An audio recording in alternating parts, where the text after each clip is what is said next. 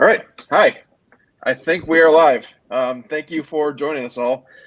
This is the inaugural edition of Beer Talk. We're going to be launching a weekly Facebook Live beer talk show of sorts on the Democrat Chronicle Facebook page. My name is Will Cleveland. I am the beer reporter or beer columnist, whatever you want to call it, for the Democrat Chronicle for the last 5 or 6 years or so. I'll write about public safety, crime, cops, sports, all that kind of stuff. And we're very, very excited to have you. And I'm really, really excited to be joined by one of the coolest people in Rochester beer, arguably the mayor of Rochester beer, if you will. This is Dean Jones from the Genesee Brew House, the brewmaster of the Genesee Brew House. Why don't you say hello and introduce? How you doing, buddy? I'm good. I'm really excited. We've been talking about doing something like this for a long, long time, and we kind of longed for the Buffalo Bills recently, and we're like, we had this new kind of Facebook Live tool available to us, so it's like, let's give it a shot. And I texted you yesterday. Dean, and you were kind enough to come on and be our guinea pig. So here we are. So let's just start at the beginning, Dean. Yeah. First of all, we're starting. Hang on for a minute here. We got. That's the best sound in the whole entire world. It is. Oh, you are correct. What are you drinking? I picked up some of the new Genesee Dream Ale from the other half release. Nice. Well, what'd you think of that? It's fantastic. I mean, it's exactly what I want. It's still got that cream ale base, and it's the hops are a little more amplified than the last batch. But I was excited because they released another glass, which is pretty cool. And I got the matching glass to go with the beer. And I mean, what's better than proppering a beer? And nice. Not to mention, I just love this. I didn't get any of that yet. So let me tell you, this is I'm throwing down the gauntlet. You need to reach out to those guys. What the heck is that about? I mean, it's your beer. So yeah, you definitely need to get on top of that. But I think there's still a bunch floating around over there at the other half FLX location down in East Bloomfield. So heartily recommend it. I mean, I'm gonna slum down and slam a Kolsch here. So why is that slumming, man? That's the best summer beer you could possibly ever drink. Absolutely, delish. All right, so let's chat about your history in beer first, Dean. I know you don't like talking about yourself at all, so this is going to be very difficult for you. No, you're like I said, you're kind of the mayor of Rochester Beers because everyone knows you. You've worked with everyone and you've helped so many people. And so, just how did you get involved with brewing? Well, it's funny. It's been a long story. Long before it was cool. I went 4 years in the Marine Corps and got out. I grew up in Erie, Pennsylvania, which had the Kohler Brewing Company. So we did take tours there as a kid, but I never worked in a brewery before. So it was interesting that when I got out of the Marines and now my first wife got stationed in State College, Pennsylvania. We were in Keflavik, Iceland for 4 years, and we got transferred back out, and she became a Navy recruiter in State College. So needless to say, where did I work after coming in the Marines? I worked at a gun store, which is the Nittany Mall, Dersham Sports Center, and guns and bow hunting and fun stuff like that. Well, I met this guy. I was selling him ammo, like thousands of rounds. I thought he was some like militia guy, and a 45 caliber ammo. And it turned out he was a Thompson submachine gun collector. And so he had a full auto license. And so we were selling him ammo. And one of these days he said, you should come out with us. It's fun, and buy some ammo and shoot. So I did, and popped out one weekend, and we kind of hit it off. And we're just shooting the trash for a little bit. And I said, hey, where do you work? And he said, well, I work at the Happy Valley Brewery. I'm a brewmaster. And he came from Anheuser-Busch. His name was Edward L. Collins. So I got to hang out with Ed, and he was like, hey, well, what are you doing? I'm like, well, I just started Penn State, and, I'd like to get into some chemistry or something like that. And he said, well, this is cool. And he says, why don't you pop down and check it out? So I popped down and checked it out, and push came to shove, and we were shooting the trash, and he goes, oh, I need a microscope. I need to plate this yeast up and propagate this yeast slant I had. And he said, it was his little 7-barrel brewery. And I said, wait a minute. I said, we got a full lab over here. We've got a $200 billion lab. I said, I can probably easily do that for you. So sure enough, I went over there, and we propped up a pitchable culture for a 7-barrel in the lab, of course, with a lot of help from the guys over there. Right. all the college level students and the PhDs and stuff. And so I brought this yeast culture back to him and said, here you go. It's clean. It's, plated out. Everything's spectacular. And he said, you're quitting the gun store. You're my new assistant.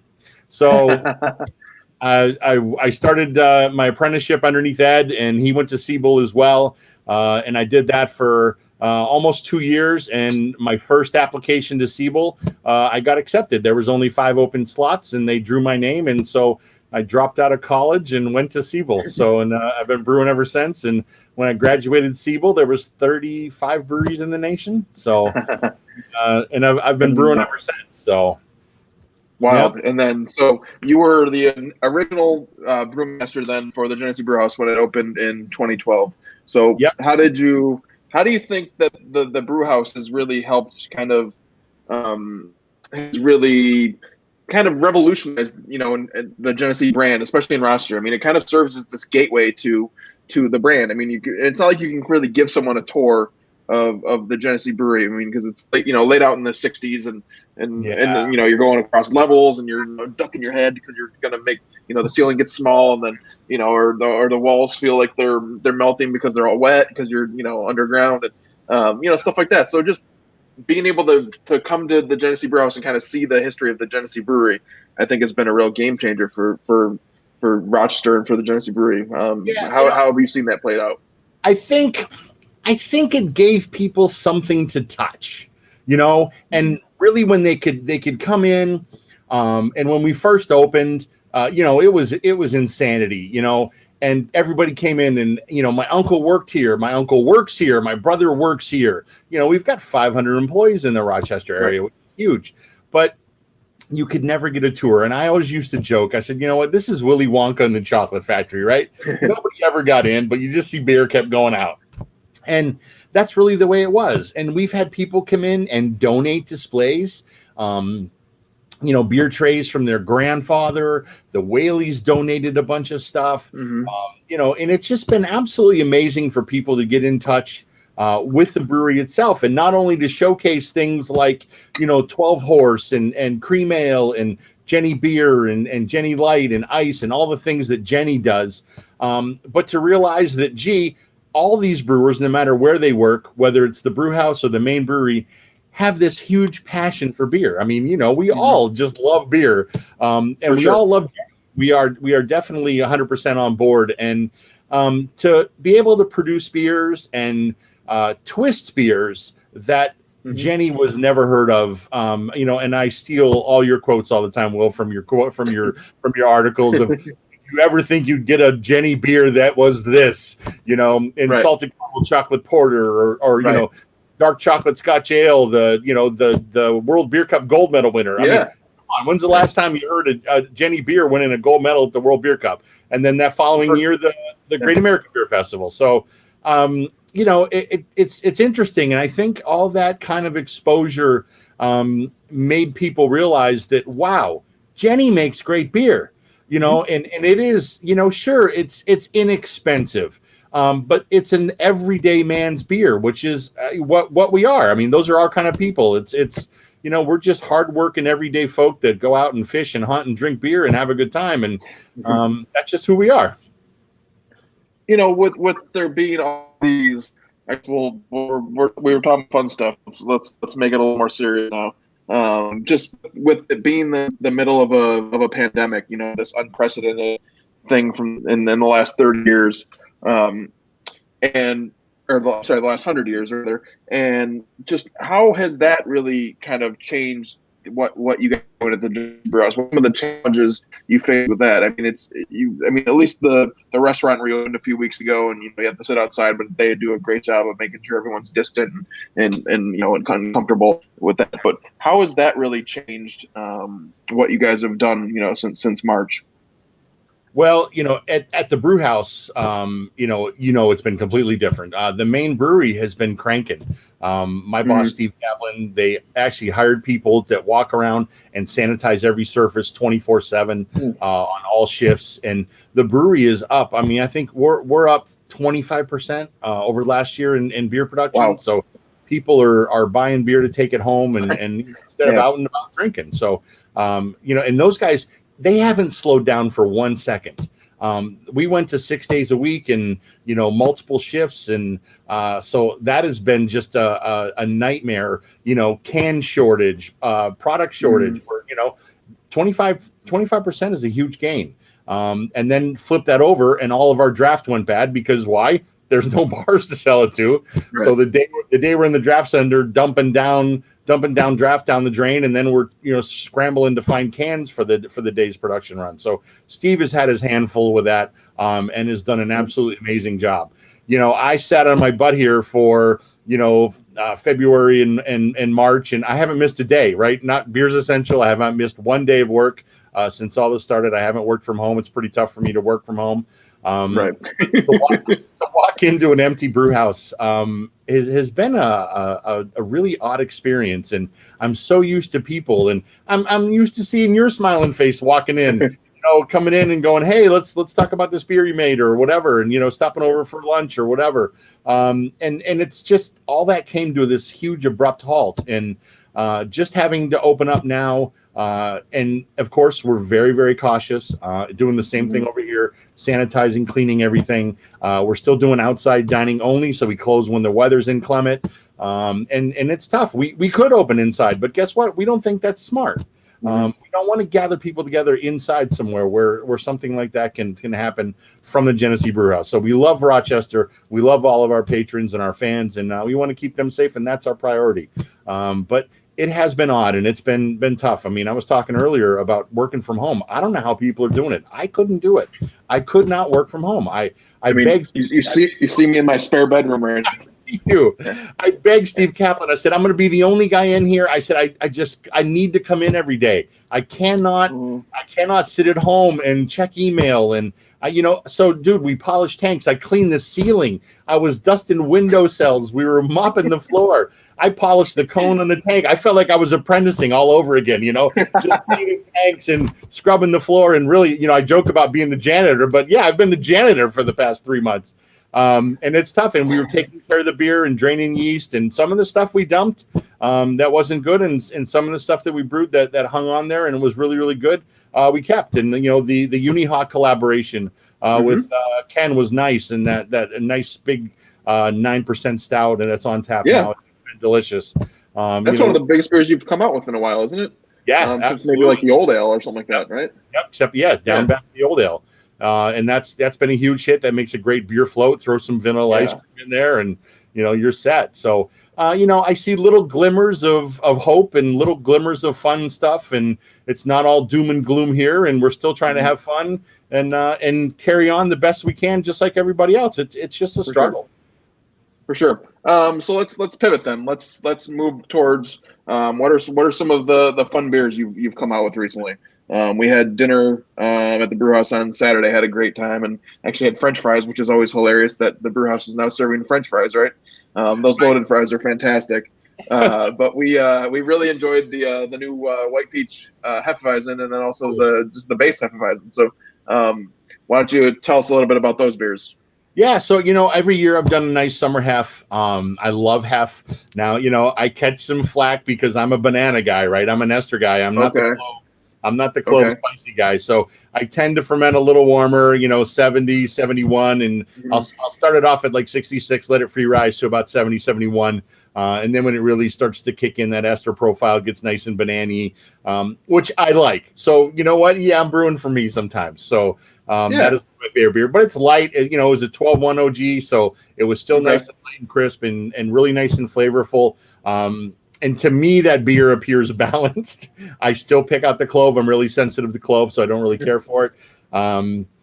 But that base beer, that banana lends some sweetness and some balance to when I get to twist that beer up. And I thought, summertime, everybody's going crazy with their fruit. Let's do something different. Well, I had some of that white peach puree left from when we did the sour white peach. Yep.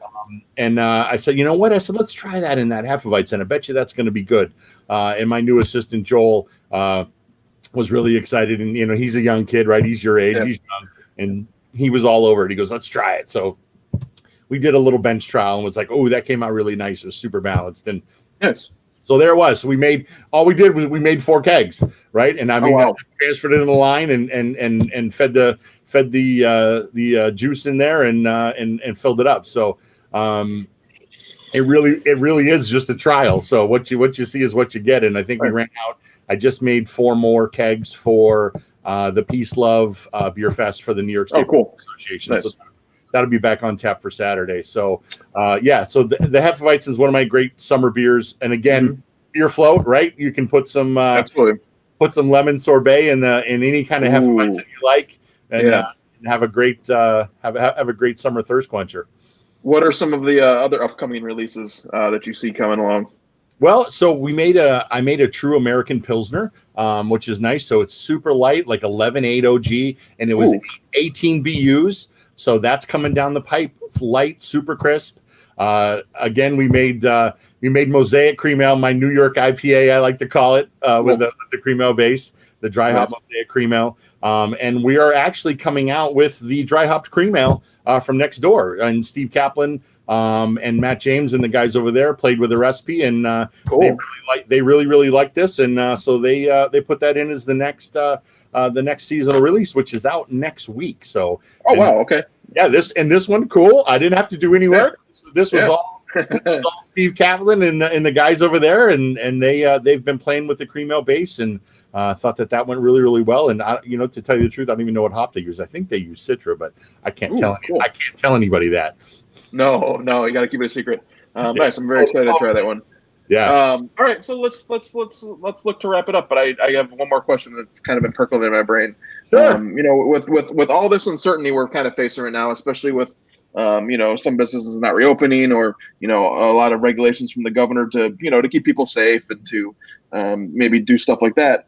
Are you still bullish on the future of craft beer in Rochester? How do you see things shaking out as we hopefully maybe move towards more normalcy, whatever the heck that means, right? Well, some people are struggling, and and that, bless their soul. I don't know anybody that's doing well at this point. Right. Even Genesee's struggling. Things are, we're up in can production, but draft is just non-existent. So everyone's struggling. There's going to be some fallout from this, unfortunately. And some places aren't going to make it. And there is not enough money coming from the state. I know the New York State Brewers Association is trying to get any kind of legislature approved to help out the small breweries and extend tax relief and things like this. And they've been doing an amazing job, but we can only do so much. And I don't think that the government realizes what a devastating effect this has had on our industry. But then in turn, you look at places like Fairport. I mean, what a blow, right? You look in Fairport, and you look at Fairport Brew House, and you just turn around and wonder, how could you open a brewery at this point in time? And you planned it long before that, Faircraft Brew House, and it was planned a year and a half ago. And to have that happen just before they opened, I'm sure was devastating. And now they're just opening, and I wish Faircraft all the best luck in the world. And I see people there, but even us, I mean, we're open, but it's not even a quarter of what our normal business is. So if everybody can hang on, great. And those guys are at least in an area that have Iron Smoke and Trip Hammer and Fairport and all these other places that are around in a nice little small area that people can walk to. So hopefully, areas like that work, and we're a destination, we're downtown, and thank God we're in a nice area where there's people around and can come visit. But I don't know, it's going to be a struggle, but I think in the end, I think we'll all come through, and there's going to be a lot of dust to brush off, though. I guess we'll just wrap it up, and I'll throw one final question your way. What was your gateway beer? What was the beer you drank early on in your beer drinking career, we'll call it, that really exposed you to the possibilities of, holy crap, this is beer. Like, this is really cool. I can, maybe how do I make this, or what am I drinking, or picking it apart. Like, what were some of your gateway beers? Well, my first gateway beer, I was 8 years old, and it was a cream ale. So we're gonna bypass that right over my grandfather's bad influence. We'll bypass over the young age drinking. And believe it or not, growing up in Erie, PA, what did you think that we drank, right? When I was 16, 17, and 18, it was, Mickey's Big Mouse and Colt 45 and Old English 800. And what was I drinking for? Just to get hammered. But then I moved on to Yingling, and really Yingling Black and Tan, Yingling Lager, anything Yingling, because it was from Pennsylvania, and it was up in our area, and it was really good. So when I had money to splurge, it was all Yingling. So, and I really got excited about that. We even took a trip down there to see Norbert down there and go to the brewery and take a tour at one point. So, very cool. And I was legal age at that point. So, but yeah, that was a lot of fun, was, to get hooked on a beer. And I really gravitated to dark beer, and it was just a lot of fun. And the porter and the Black and Tan from Yingling was phenomenal. And I still drink it today. So once in a while I'll be like, oh, I need a Black and Tan. So I got to stop. For sure. Yep. Nice. Well, I think we've reached a nice round number of 20 minutes or so, but I wanted to thank you, Dean, for joining me. I wanted to thank everyone for tuning in. We're not going to have a show next week because I'm going to be on vacation. It's actually going to be doing a little New York State trip with my wife. Going to be celebrating our first wedding anniversary, so I'm really looking forward to that. So hopefully check out already. Right? Can you believe someone's put up with me for a year? Holy cow. I mean, during the pandemic, I will say she's been a very good landlord, even though she's still charging me rent. But very, very, very, very blessed. Yeah, no doubt. I mean, I should have to pay to live with her, right? Yeah, exactly. But so we'll return the following week, and I'm looking forward to making this a regular occurrence on the DNC Facebook page. And Dean, I just want to thank you again for joining me, and I hope thanks for having me. Hope the rest of your night's good, and I hope this weekend's great. You as well, sir. Cheers. I'll see all you guys. See everyone soon.